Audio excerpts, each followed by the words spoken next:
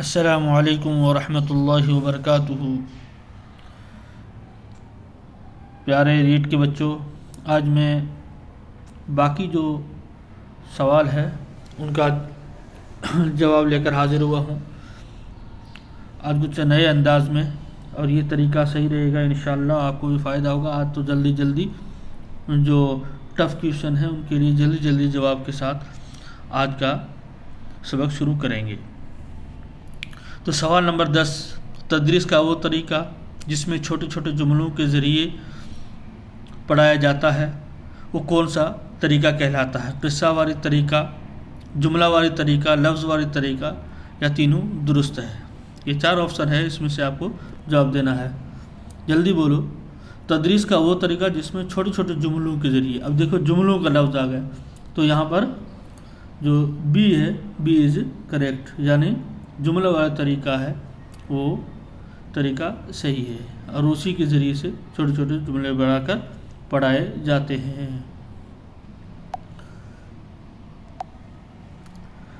سوال نمبر 11، یعنی آج کا دوسرا، حروف لکھنے میں خط مستقیم اور خط منحنی کھینچنے کی مشق کس طریقے میں کی جاتی ہے؟ دیکھو اب اس کے 4 آپشن ہیں، آپ کو جواب دینے ہیں۔ پڑھو اور لکھو طریقہ، پستالوزی طریقہ، مانٹیسوری طریقہ، یا ابجدی طریقہ۔ کون سے طریقے میں خط مستقیم اور خط منحنی کھینچنے کی مشق کا طریقہ سکھایا جاتا ہے یا پڑھایا جاتا ہے؟ تو پہلے یہ بات سنو کہ خط کسے کہتے ہیں؟ خط ایسی لکیروں کو کہتے ہیں، ٹیڑھی میڑھی ایسی لکیر جو ہوتی ہے اس کو کیا کہتے ہیں؟ اس کو خط کہتے ہیں۔ اب ایک بات اور سمجھو کہ خط مستقیم جو ہے، تو خط مستقیم ایسے خط کو کہیں گے جہاں پر یوں سیدھی ٹیڑھی میڑھی یوں ترچھی آڑی ترچھی جو لکیریں ہوتی ہے ان کو خط مستقیم کہتے ہیں۔ اور خط منحنی جہاں پر گول گول ہو، جیسے ایسے یوں ہو، اس کو خط منحنی کہتے ہیں۔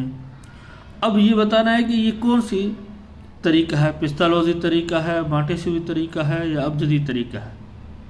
تو پہلے تو یہ سوچو کہ پڑھو اور لکھو طریقہ ہو نہیں سکتا، کیونکہ وہ خط لکھنے کا ہے نہیں، تو اس کو پہلے کینسل کر دو۔ اب رہی ابجدی طریقہ، تو یہ تو نہیں ہے، یہ تو الف بے پے تے سے وہ پڑھانے کا وہ حروف تہجی ہے، ابجدی لکھنے کا طریقہ ہے، تو یہ بھی نہیں ہو سکتا۔ اب ان دو میں پستالوزی طریقہ اور مانٹیسوری طریقہ، ان میں سے جواب دینا ہے۔ تو بچوں یہ بی از کریکٹ، یعنی پستالوزی طریقہ ہے۔ خط مستقیم اور خط منحنی کھینچنے کا مشق جس طریقے میں کی جاتی ہے وہ پستالوزی طریقہ ہے۔ اور مانٹیسوری طریقہ جو ہے، ماریا مانٹیسوری جو ہے وہ ایک ہاسپٹل میں کام کرتی تھی، بچوں کا علاج کیا کرتی تھی۔ انہوں نے ایک طریقہ ایجاد کیا تھا، گتے کے اوپر حروف کو ابھار کر اور اس کو چھو کے بتانا کہ یہ کون سا حرف ہے، یہ کون سا شبد ہے۔ تو اب اس کا بی از کریکٹ۔ تیسرے سوال کے لیے چلتے ہیں، آج کا تیسرا اور 12واں، مفرد سے مرکب کی طرف اقدام کیا جاتا ہے۔ مفرد سے مرکب کی طرف اقدام کیا جاتا ہے، یعنی پڑھو اور لکھو طریقہ میں، پستالوزی طریقہ میں، مانٹیسوری طریقہ میں، ابجدی طریقہ میں۔ مفرد سے مرکب یعنی حرف ہوتے ہیں ان کو جوڑنے کا، ملانے کا، یہ کون سے طریقے میں کیا جاتا ہے؟ آپ کو سوچ کے جواب دینا بہت آسان ہے، یہ ہے ابجدی طریقہ، ڈی از کریکٹ۔ یعنی پہلے حرف سکھا جاتے ہیں الف بے تے سے، پھر ان کو جیسے پہلے الف بے، پھر یوں سکھا جاتا ہے پے تے، پھر اس کے بعد بے کے ساتھ 2 تسمیہ ہے مرکب ہو گیا تو یہ بھے ہو گیا، یہ بے اور تے بت، اور اگر شین اور را یوں کر کے شربت، اس طرح الگ الگ ہوتے ہیں۔ ٹھیک ہے۔ نمبر 4، لکھنا سکھانے کا قدیم اور مروجہ طریقہ کار ہے، یعنی پرانے زمانے میں جو لکھنے اور سکھانے کا جو قدیم طریقہ، مروجہ طریقہ جو ہے ابھی تک جو چل رہا ہے وہ کون سا؟ پڑھو لکھو طریقہ، ابجدی طریقہ، مانٹیسوری طریقہ اور پستالوزی طریقہ۔ تو اس کو جواب دینا ہے آپ کو بچوں، جلدی جواب دو۔ تو لکھنا اور سکھانے کا قدیم اور مروجہ جو طریقہ ہے وہ یہی ہے، بی از کریکٹ، ابجدی طریقہ ہے لکھنے کا۔ پڑھنے کا حروف تہجی والا اور لکھنا اور سکھانے کا ابجدی طریقہ ہے۔ مانٹیسوری آپ کو پتہ ہی ہے، وہ جو خط ہوتے ہیں وہ ہے، اور مانٹیسوری وہ جو حروف ابھارے جاتے ہیں ایک تختی کے اوپر، ایک گتے کے اوپر، اور پستالوزی یہ ایک خط کے شکل میں، جیسے ابھی میں نے بتایا خط مستقیم اور خط منحنی سے پہلے والے، تو آپ سمجھ گئے ہوں گے۔ ابجدی طریقہ جو ہے وہ لکھنا سکھانے کا قدیم اور موجودہ طریقہ ہے۔ جلدی چلتے ہیں آگے۔ 5واں آج کا سوال، پستالوزی طریقہ میں سب سے پہلے کون سی لکیریں کھینچی جاتی ہے؟ پستالوزی طریقے میں یعنی سب سے پہلے بچے کو کون سی لکیریں کھینچی جاتی ہے؟ خط منحنی، خط مستقیم، خط نسخ، خط شکستہ۔ تو آپ پہلے یہ آپ کو پتہ ہی ہے، کیونکہ یہ دونوں ان دونوں میں سے ہے، یہ دونوں ہو نہیں سکتا، کیونکہ خط نسخ جو ہے یہ کوئی اس میں اردو میں نہیں ہے، یہ عربی کا ہے، تو یہ دو اردو، اور خط شکستہ جو ہے یہ اردو کا ایک مستقل الگ سے ہی ایک ہے خط، جو ابھی رائج نہیں ہے، جو پہلے زمانے میں ہوا کرتا، تو یہ بھی نہیں ہو سکتا ہے۔ اب رہے خط منحنی اور خط مستقیم میں، تو آپ سوچ کے جواب دیجیے، تو اس کا جواب بی از کریکٹ، کیونکہ بچوں کو پہلے یوں سیدھی، پھر یوں ترچھی یوں کھینچائی جاتی ہے، پھر یوں کریے جیسے یہ اے، اس طرح بچوں کو تو خط مستقیم پہلے سکھائی جاتی ہے، اس کے بعد خط منحنی کی لکیریں کھینچنا۔ چلو آگے آج کا 6واں سوال، لکھنا سکھانے کے جس طریقے میں تختیوں یا کاپیوں میں حروف لکھنے کی مشق کرائی جاتی ہے وہ طریقہ کہلاتا ہے کون سا؟ پڑھو لکھو طریقہ، ابجدی طریقہ، مانٹیسوری طریقہ، پستالوزی طریقہ۔ لکھنا سکھانے کے جس طریقے میں تختیوں یا کاپیوں میں حروف لکھنے کی مشق کرائی جاتی ہے وہ کون سا؟ جلدی بولو۔ تختیوں کا آیا ہے یہاں پر، سوچ کے، ہاں آپ کنفیوز مت ہو جانا کہ تختیوں کا آ گیا تو یہ مانٹیسوری ہوگا، نہیں بچوں، ابجدی طریقہ ہوگا، کیونکہ بچوں کو پہلے الف ب یہ سکھایا جاتا ہے کاپیوں میں۔ تختی کے یہاں مانا وہ تختی نہیں جس کے اوپر گتا، جو مانٹیسوری طریقہ وہ نہیں، تختی سے مراد یہاں پر سلیٹ ہے۔ ٹھیک ہے، آپ سمجھ گئے ہوں گے۔ اب آگے چلتے ہیں 7واں سوال کی طرف آج کا، جس میں حروف لکھنا سکھانے سے پہلے ان سے ملتا جلتا دائرہ، ٹیڑھی میڑھی لکیریں بنانا سکھایا جاتا ہے وہ کون سا؟ پڑھو اور لکھو طریقہ، ابجدی طریقہ، مانٹیسوری طریقہ، اور یہ غلطی لکھنے سے غلطی ہو گئی ہے، پتالوجی نہیں، پستالوزی طریقہ۔ یعنی سب سے پہلے بچہ آتا ہے تو یوں ٹیڑھی میڑھی جو لکیریں کھینچتا ہے، یوں کرتا ہے، یوں ایسی ٹیڑھی میڑھی جو لکیریں کھینچتا ہے وہ کون سا طریقہ کہلایا جاتا ہے؟ تو بچوں وہ طریقہ جو ہے وہ پستالوزی طریقہ کہلایا جاتا ہے۔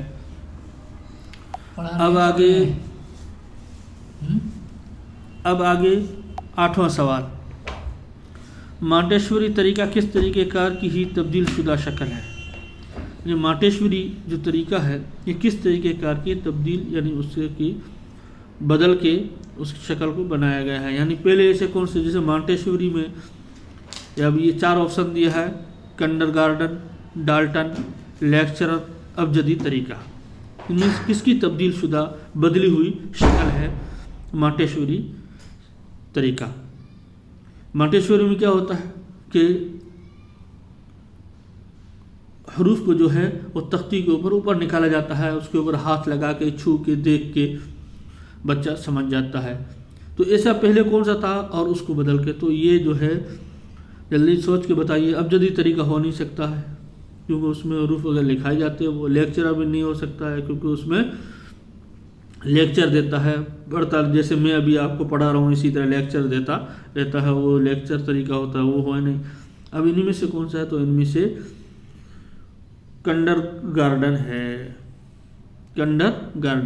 کیونکہ یہ کنڈر گارڈن کیا ہوتا ہے کہ یہ بھی ایک بچوں کو اس طریقے سے سمجھایا جاتا ہے کہ یہ گارڈن ہے، اور اس کے ٹیچر جو ہے وہ اس کو مالی بنایا جاتا ہے، اور اس طرح کھیل کھیل میں جو ہے وہ بچے حروف کو سیکھتا ہے، جوڑنا ملانا سیکھتا ہے۔ تو اسی طریقے سے یہ مانٹیسوری بھی ہے، تو یہ مانٹیسوری جو ہے کنڈر گارڈن کی بدلی ہوئی شکل ہے۔ چلو 9 سوال کی چلتے ہیں۔ اب جدید طریقہ میں سب سے پہلے کیا سکھایا جاتا ہے؟ اب جدید جو طریقہ ہے اس میں سب سے پہلے جملوں کے استعمال کرنے کا مختلف طریقہ، الف سے یا تک کے تمام حروف سی الفاظ اور ان کے مختلف استعمال. یہ ٹوکننگ کی وجہ سے یہ نیچے والا ڈی جو ہے وہ مٹ گیا ہے، کہیں بورڈ کے نیچے آ گیا ہے. چلو اس کو اور کوئی بھی سوال بنا دو جملوں کو، تاکہ بچہ جملوں کو اچھے طرح پڑھ سکے. یہ بنا دو، وہ ہے نہیں. اب ان تینوں میں سے آپ کو جواب دینا ہے. جملوں کو استعمال کرنے کا طریقہ، الف سے یا تک کے تمام حروف، الفاظ اور ان کے مختلف استعمال. تو بچوں آپ کو پتہ ہے اب جدید جو طریقہ ہوتا ہے اس میں کیا ہوتا ہے، الف سے لے کر یا تک بچوں کو سکھایا جاتا ہے. اور تو یہ بی از کریکٹ. جلدی جلدی چلتے ہوئے ہم 10ویں سوال کی طرف گئے ہیں. پستالوجی طریقہ کار کی خوبی نہیں ہے. خوبی نہیں ہے، خوبی نہیں ہے یعنی اس کی کمی بتانی ہے. خوبی نہیں ہے، کمی ہے. دائرے اور لکیریں حروف لکھنا سکھانے میں معاون و مددگار ثابت ہوتی ہے. معاون و مددگار ثابت ہوتی ہے. دائرے اور لکیریں حروف لکھنے سیکھنے میں معاون و مددگار ہوتی ہے. یہ تو اس کی خوبی ہے، یہ اس کی خوبی ہے. تو خوبی نہیں ہے یعنی کمی بتانا. اس طریقے کے ذریعے خط نستعلیقی کی حسن و خوبی باقی نہیں رہتی، یعنی جو ہے یہ اس کی خوبی ہے. چھوٹے چھوٹے بچے کھیل کھیل میں حروف لکھنا سیکھ جاتے ہیں. یہ طریقے چھوٹے بچوں کے لیے بہت کارآمد ہے. یہ بھی اس کی خوبی ہے، یہ بھی خوبی ہے. تو یہ جو ہے یہ اس کی کمی ہے کہ اس طریقے کے ذریعے خط نسل حسن و خوبی باقی نہیں رہتی. یعنی ٹیڑھے میڑھے لکھنے سے جو یہ خوبصورتی ہوتی ہے، جو گولائی، اصل کیا ہے کہ اردو میں کیا ہے گولائی ہوتی ہے، وہ گولائی باقی نہیں رہتی ہے. اس لیے یہ بی از کریکٹ. ہم چلیں گے آج کے 11ویں سوال کی طرف. مانٹیسوری طریقہ کار کی خامی نہیں ہے، یعنی یہاں خوبی بتانی ہے. پیچھے تھا وہاں پر کمی بتانی تھی، اب یہاں پر خوبی بتانی ہے. 4 ہے آپشن. زبان اردو سکھانے میں اعراب و علامت کے استعمال ہونے کی وجہ سے مشکل ہے. زبان اردو سکھانے میں اعراب و علامت کے استعمال ہونے کی وجہ سے کیا ہے مشکل ہے. اس طریقے میں حواس خمسہ پر زور دیا جاتا ہے. تعلیم طلباء کے لیے ایک مشغلہ بن جاتی ہے. سی امدادی اشیاء کی ضرورت زیادہ ہوتی ہے جس سے یہ طریقہ مہنگا ہوتا ہے. انفرادی ترقی پر زیادہ زور دیا جاتا ہے، اجتماعی پر نہیں. انفرادی ترقی پر زیادہ زور دیا جاتا ہے، اجتماعی پر نہیں. تو اب آپ نے کو کیا بتانی، اس کی خوبی بتانی ہے. زبان اردو سکھانے میں اعراب علامت کے استعمال ہونے کی وجہ سے مشکل ہے، یہ تو اس کی خامی ہے، خوبی نہیں ہے. اس طریقے میں حواس خمسہ پر زیادہ تعلیم طلباء کے لیے مشغلہ بن جاتی ہے، یہ صحیح ہے.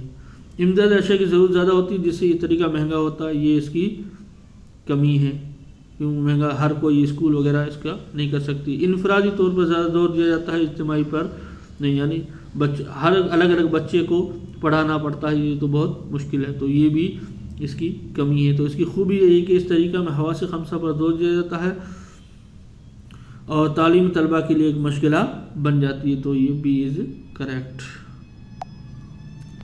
آج کے 12ویں سوال کی طرف ہم آتے ہیں. درس و تدریس کا آسان و قدیم طریقہ کہلاتا ہے. طریقہ تفویض، تحقیقی طریقہ تدریس، بیانیہ یا خطابیہ طریقہ تدریس، مطالعہ زیر نگرانی. درس و تدریس یعنی سیکشن کا جو آسان اور قدیم طریقہ ہے وہ کون سا طریقہ ہے؟ تو وہ یہی طریقہ ہے جو میں ابھی تمہیں پڑھا رہا ہوں، یعنی خطاب کر کے، بیان کر کے، اس میں طلبہ سنتے رہتے ہیں اور استاد بولتا رہتا ہے، اور یہ قدیم بھی ہے اور آسان طریقہ ہے، اس سے بچہ سیکھ بھی جلدی جاتے ہیں. تو سی از کریکٹ.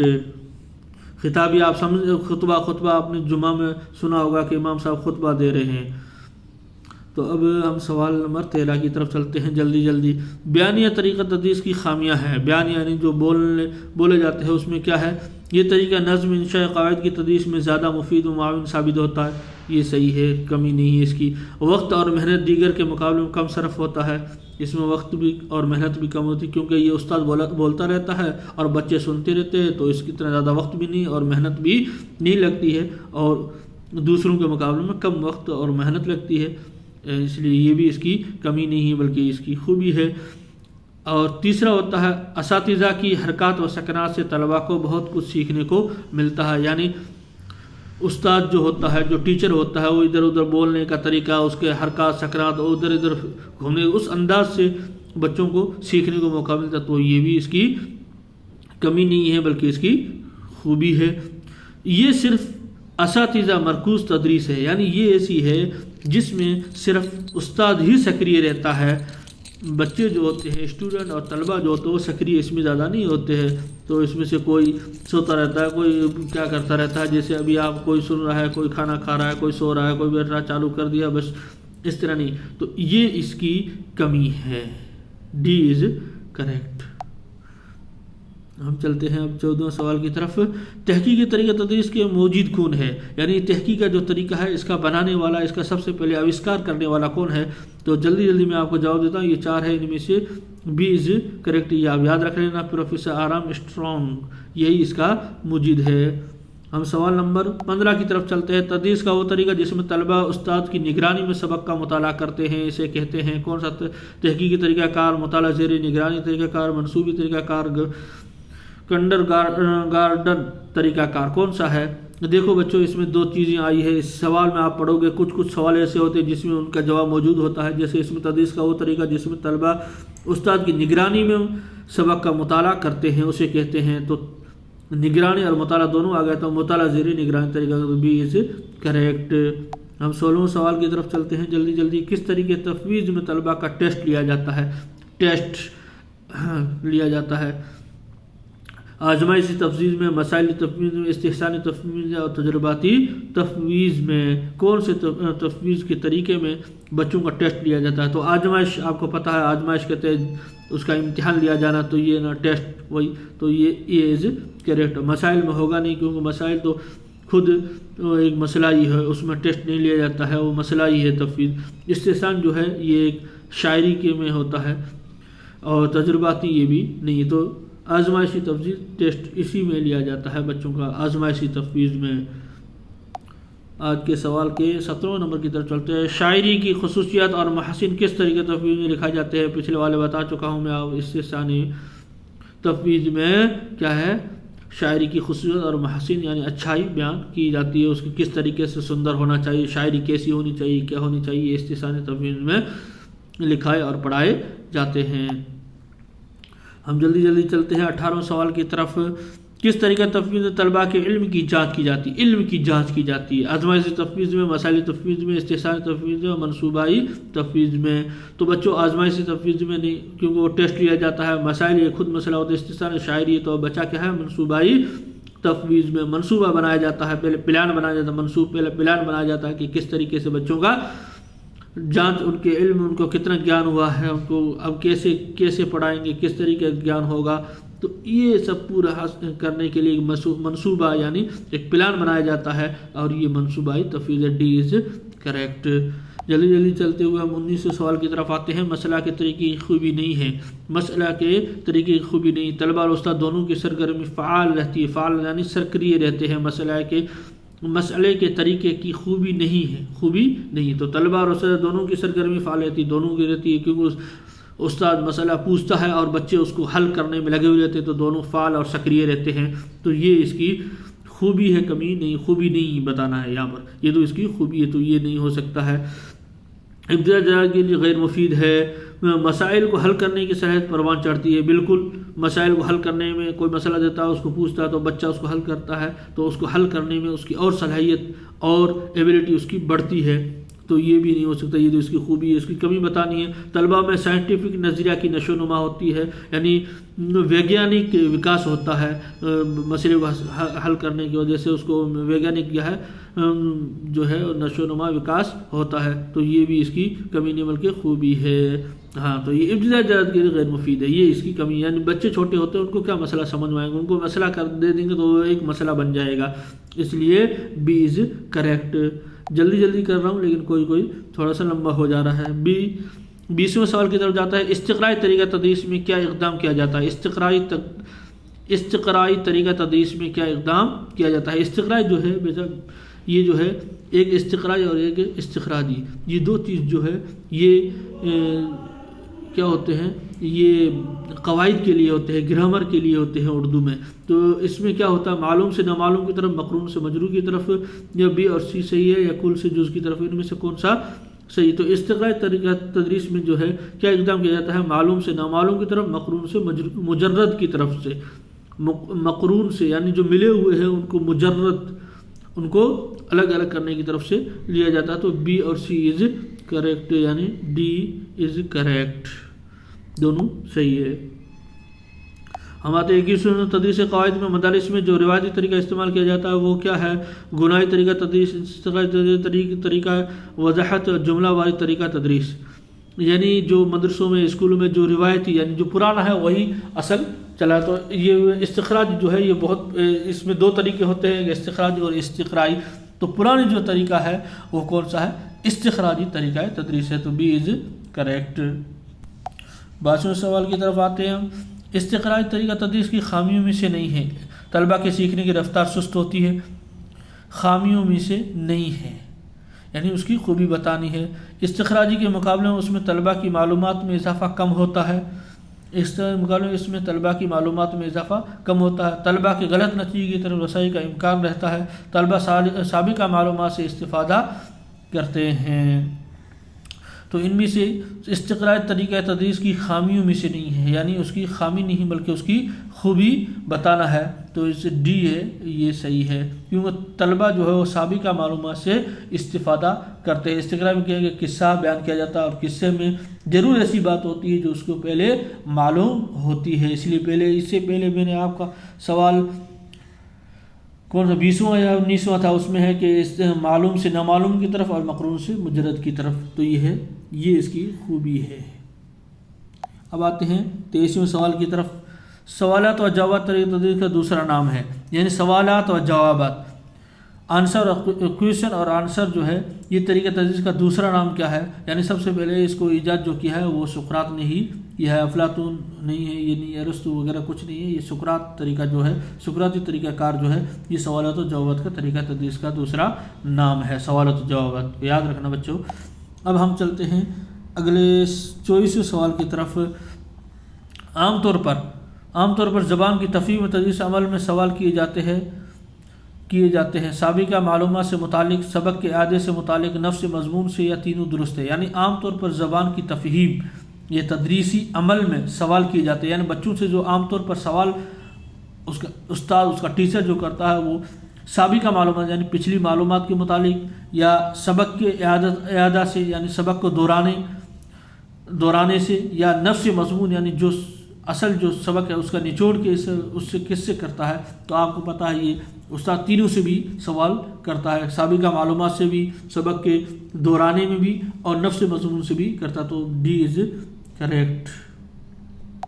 جلدی چلتے ہوئے ہم 25ویں سوال کی طرف جاتے ہیں۔ معروضی جانچ میں سوال کے صحیح جواب ہوتے ہیں۔ معروضی جانچ جو ہوتی ہے، معروضی جانچ وہی ہوتی ہے ABCD جو آپشن میں آتے ہیں ان میں سے ایک کو کریکٹ کرنا، جیسے آپ کے آئیں گے یہ معروضی جانچ ہے، اس میں سوال کے صحیح جواب ہوتے ہیں۔ باقی دیکھو بچوں، ہر سوال کا جو جواب ہوتا ہے وہ ایک ہی ہوتا ہے، چاہے آپشن میں 2 آئے 3 آئے، چاہے خالی جگہ ہوتی ہے اس میں بھی جتنے بھی آئے، لیکن سوال تو جواب تو صرف ایک ہی ہوتا ہے، تو اے از کریکٹ۔ 26واں سوالات جن میں 26واں سوال ہے وہ سوالات جن میں جملے کے مفہوم کو مکمل کرنے کے لیے خالی جگہوں کو پر کیا جاتا ہے۔ خالی جگہوں کا بہت سارے ہوتے ہیں، خالی جگہ کو پر کیجیے، اس کو بھریے، خالی جگہ کو بھرو۔ تو وہ سوالات جن میں جملے کے مفہوم کو مکمل کرنے کے لیے، جملے کو سمجھانے کے لیے، مکمل کرنے کے لیے خالی جگہوں کو پر کیا جاتا ہے، وہ کون سی کیا کہلاتا ہے؟ مماثل مدات، تکمیلی مدات، مشابہتی مدات، یا کثیر جوابی مدات۔ مماثل نہیں ہو سکتا، مماثل اس کو کہتے ہیں جو ایک جیسے ہو، نہیں ہو سکتا۔ تکمیلی سمجھ میں آ رہا ہے کہ مکمل کرنا، پورا کرنا، مکمل تکمیل، تو یہ مکمل کرنا جو ہے تکمیلی یہ کہلاتا ہے، تکمیلی مدات کہلاتا ہے۔ مشابہت نہیں ہوتا ہے اور کثیر جوابی نہیں ہوتا، تکمیلی مدات ہوتا ہے۔ خالی جگہوں کو پر کرنے کا جو مدات ہوتی ہے وہ تکمیلی مدات ہوتی ہے۔ اب ہم آتے ہیں 27ویں سوال کی طرف۔ سبق کے منصوبہ بندی میں سب سے اہم چیز کیا ہے؟ سبق کا پلان بنانے میں سب سے کیا چیز مین ہے؟ اعلان سبق، نفس مضمون، تمہید یا استاد کی ذات. دیکھو اس میں کیا چیز اہم چیز ہے، اس کو پلان بنانے میں بچوں کو ان کو اس طرف سبق کی طرف آکرشت کرنے کے لیے اور ان کو انٹرسٹ پیدا کرنے کے لیے سب سے مین چیز کیا ہے؟ تو سی از کریکٹ، تمہید ہوتی ہے.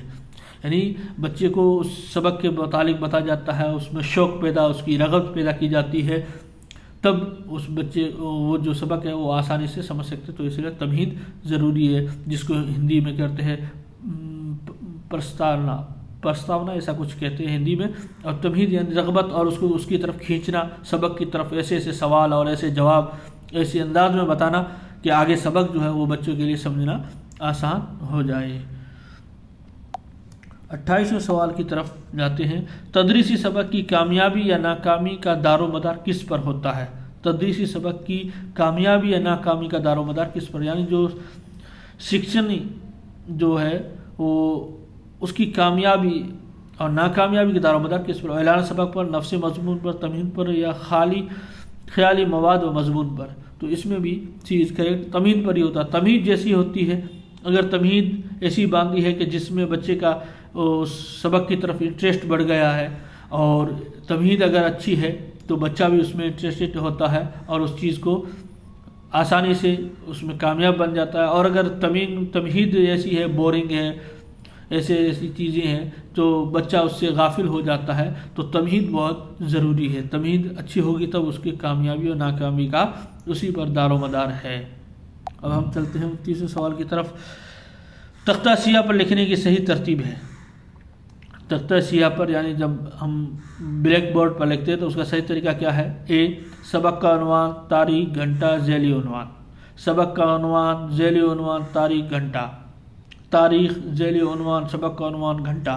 سبق کا عنوان، ذیلی عنوان، گھنٹہ، تاریخ. اس میں کیا ہوتا ہے؟ سبق کا عنوان یعنی ہیڈنگ، ٹاپک، مین ٹاپک لکھی جاتی ہے. اس کے تاریخ یعنی ڈیٹ، گھنٹہ یعنی کون سے پیریڈ چل رہا ہے. ذیلی عنوان یعنی اس سبق کے اندر آج ہمارا کون سا ٹاپک رہے گا. یہ تو ان میں سے کون سب سے پہلے کیا لکھا جاتا ہے، کس انداز میں لکھا جاتا ہے؟ تو اس کا بی صحیح رٹ لینا. پہلے سبق کا عنوان، اس کی ٹاپک لکھی جائے گی یعنی ہیڈنگ لکھا جائے گا، یہ سبق ہے. پھر اس کے نیچے لکھا جائے گا کہ آج یہ پڑھایا جائے گا، ذیلی عنوان. پھر اس کے بعد ڈیٹ اور پھر اس کے بعد گھنٹہ لکھا جاتا ہے. تو بی از کریکٹ، یہ صحیح ہے. یہ رٹ لینا یا اسکرین شاٹ لے کے رکھ دینا. 30واں سوال ہے. دوران تدریس اخذ معنی میں درج ذیل میں سے کس کی مدد لینا زیادہ مناسب ہے؟ یعنی سبق پڑھانے کے وقت معنی لینے کے لیے کس کی مدد لینی چاہیے؟ نیچے لکھا ہوا کمرہ جماعت کی کاپی، کتاب، یا طلبہ، یا لغت یعنی ڈکشنری، کس سے مدد لینی چاہیے؟ تو طلبہ سے لینی چاہیے. سی از کریکٹ، کیونکہ طلبہ کو ہی سکھایا ہے تو طلبہ سے ہی پوچھنا چاہیے تاکہ ان کو بھی یاد رہے. 31ویں سوال کی طرف آتے ہیں. تدریس قواعد کے لیے نفسیاتی طریقہ کسے تسلیم کیا جاتا ہے؟ تدریس قواعد کے لیے نفسیاتی طریقہ کسے تسلیم کیا جاتا ہے؟ یعنی بچوں کی منووگیانک جو طریقہ ہے یہ کسے مانا گیا ہے؟ بیانیہ کو، استخراجی کو، سوال و جواب کو، یا استقرائی کو؟ دیکھو یہاں قواعد کا لفظ آ گیا. جب قواعد کا لفظ آ گیا تو آپ یہ سوچ لو کہ یہ بیانیہ سوال و جواب نہیں ہو سکتا. اب ان دونوں میں سے کوئی ایک ہوگا، کیونکہ قواعد کے لیے استخراج اور استقرائی دو ہی طریقے ہیں. اب ان میں جو نفسیاتی یہ تو پرانا ہے، استخراجی یہ جو ہے یہ کیا ہے؟ پرانا ہے. اور منووگیان ابھی نیا جدید جو ہے وہ ان کے منووگیان نفسیات کو دیکھتے ہوئے جو طریقہ نکلا ہے یہ ہے استقرائی. تو یہ استقرائی ہی ڈی از کریکٹ ہوگا. درج ذیل مضامین میں سے اردو زبان کے معلم کو کس مضمون کا علم ہونا ضروری ہے؟ یعنی اردو کا جو استاد ہے یا اور کسی کا بھی استاد ہوگا تو اس کو کس چیز کا علم ہونا ضروری ہے جس سے وہ بچوں کو اچھی طریقے سے پڑھا سکے؟ ریاضی کا، حیاتیات کا، نفسیات کا، یا سیاسیات کا؟ سیاست یعنی راجنیتی کا، نفسیات یعنی منووگیان کا، حیاتیات زندگی کے بارے میں، ریاضیات یعنی گणت، میتھ، اس کے بارے میں کس کا علم ہونا ضروری ہے؟ تو سب سے پہلے کوئی بھی کسی بھی سبجیکٹ کا ٹیچر ہو تو اس کو نفسیات کا یعنی منووگیان کا علم ہونا بہت ضروری ہے، تب یہ وہ کامیاب ایک استاد ہے، کیونکہ بچوں کو پرکھے کہ بچے کس طریقے سے ہے، کیسے ہے، ان کو کیسے ہینڈل کرنا ہے اور کس طریقے سے پڑھنا ہے، تو نفسیات منووگیان ہونا ضروری، تو سی از کریکٹ۔ ہم چلتے ہیں 33ویں سوال کی طرف۔ علمی تجربات کی منظم یا کلی شکل کہلاتی ہے؟ علمی تجربات انوبھو اس کی منظم یا کلی شکل کہلاتی کیا ہے؟ سالانہ پلان، لیسن پلان، تعین قدر پلان یا یونٹ پلان، تو یہ D is correct. Unit plan جو ہے وہ علمی تجربات کی منظم یا کلی یعنی پوری شکل کہلاتی ہے۔ ہم چلتے ہیں 34ویں سوال کی طرف۔ تدریس سبق میں تمہید کے بعد کیا ہوتا ہے؟ تمہید جب ہو گئی، جب تمہید باندھ دی گئی اور بچوں کو سمجھا دیا گیا سبق، تو اس کے بعد سبق کا اعلان ہوتا ہے کہ آج ہمارا یہ سبق ہوگا، تو سی از کریکٹ۔ اب چلتے ہم 35ویں سوال کی طرف۔ تدریس کی شروعات کیسی کرنی چاہیے؟ بات چیت کر کے، کاغذ قلم سے لکھ کر، یا بلند خوانی سے، یعنی جب استاد آئے تو آتے ہی پڑھانے لگ جائے، ایسا کرے، یا پھر کاپی قلم لے، یا کیا کرنی چاہیے، کس انداز میں کرنی چاہیے؟ تو اے از کریکٹ، یعنی پہلے آئے، بات چیت کرے، تم نے یہ سوال کیا، وہ سوال کرتے کرتے کرتے کرتے جب ایسے سوال پہنچے جہاں پر بچے لاجواب ہو جائے کہ یہ نہیں آتا، ہم نے نہیں پڑھا، تو چلو آج ہم یہ سوال ہی پڑھتے ہیں، چلو یہ بات آج ہم پڑھتے، تو اس طریقے سے سوال جواب کے انداز سے شروع کرے۔ 36واں ہے وہ طریقہ جس میں طلبہ کی حیثیت محض انفعالی ہوتی ہے۔ انفعالی یعنی فعالی بتایا پہلے میں نے، سکریہ ہونا، انفعالی یعنی نہ سکریہ ہونا، سکریہ بالکل نہ ہو۔ تو آپ کو پتا ہے ایسا کون سا طریقہ جس میں بچہ بس بیٹھا رہتا، سست، نیند بھی لے تو بھی چلے۔ لیکچر طریقہ ہوتا ہے، تحقیقی طریقہ ہوتا ہے، لکھنے کا طریقہ ہوتا ہے، پڑھنے کا طریقہ ہوتا ہے۔ جلدی بولو۔ تحقیقی طریقہ کہتے ہیں سوچنے فکرے کے، رسنات مت جس میں تحقیق کرے، سوچے فکر، لکھنے میں جس میں ہاتھ چلتا رہے، پڑھنا جس میں پڑھتا رہے۔ تو آپ بتاؤ ایسے جس میں بچہ بالکل سکریہ نہیں ہوتا، بیٹھا رہتا، اگر نیند لے تو بھی چلے، تو ایسا کون سا ہوتا ہے؟ لیکچر، کیونکہ استاد لیکچر دیتا رہتا ہے، بچے بیٹھے، تو اے از کریکٹ۔